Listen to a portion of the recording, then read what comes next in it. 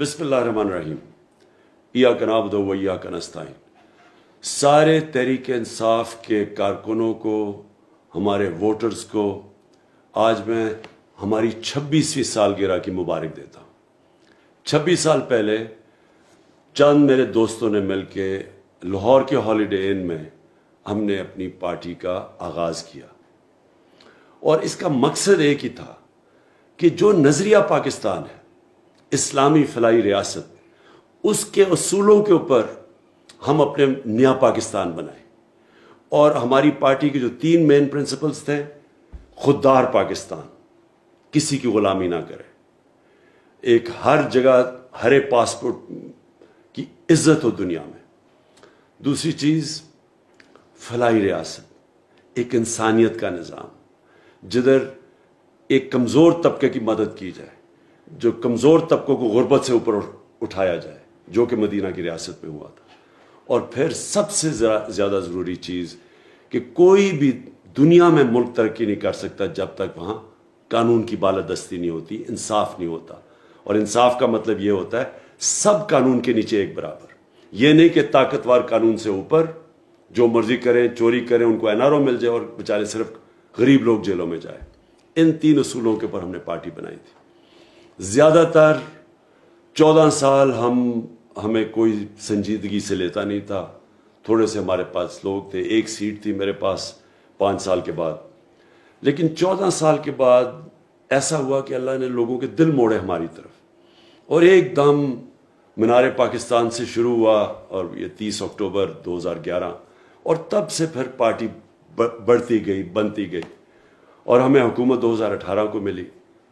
اور پھر ہم نے پوری کوشش کی اسی کہ طاقتور کو قانون کے نیچے لے کے ان کو NRO نہ دے.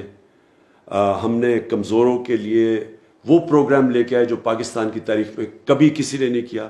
ہیلتھ کارڈ، یہ کہیں بھی غریب ملکوں میں تو تصور بھی نہیں کر سکتے کہ ہر خاندان کے پاس ایک ہیلتھ انشورنس ہو. اور پھر ہم نے احساس کے پروگرامز کیے، جو مجھے فخر ہے کہ کبھی پاکستان میں اس طرح نہیں کیا گیا. لیکن مسئلہ ہمیں سب سے بڑا یہ آیا، ایک کہ طاقتور سب اکٹھے ہو گئے، جو طاقتور اس ملک کے مافیاز تھے وہ سب اکٹھے ہو گئے، ساری جماعتیں اکٹھی ہو گئیں، اور پھر انہوں نے ایک بیرونی سازش کے ساتھ کہ شامل ہو کے ایک بیرونی مداخلت کے تحت ہماری حکومت کو انہوں نے گرایا. اور آج بدقسمتی یہ ہے کہ وہ لوگ جو 30 سال سے اس ملک میں کرپشن کر رہے تھے، اس ملک کو مقروض کر رہے تھے، وہ آج پھر ہمارے اوپر مسلط کیے گئے ہیں.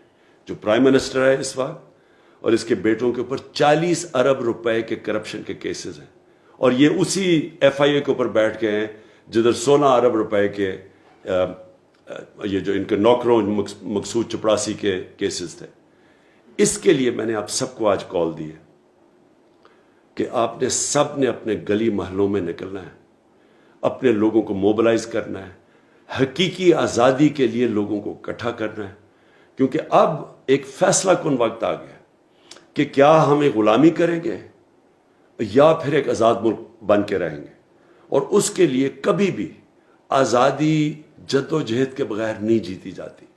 میں سارے اپنے کارکنوں کے علاوہ سب پاکستانیوں کو کہتا ہوں کہ آپ نے تیاری کرنی ہے. اسلام آباد میں آپ کو کال دوں گا، اور چند ہفتوں کے اندر کال دوں گا. ابھی سارے تیاری کریں، اور آپ نے پھر اسلام آباد آنا ہے، اور جب تک الیکشن اناؤنس نہیں ہوتے آپ نے میرے ساتھ یہاں اسلام آباد میں بیٹھنا ہے. پاکستان زندہ باد. ٹھیک ہے.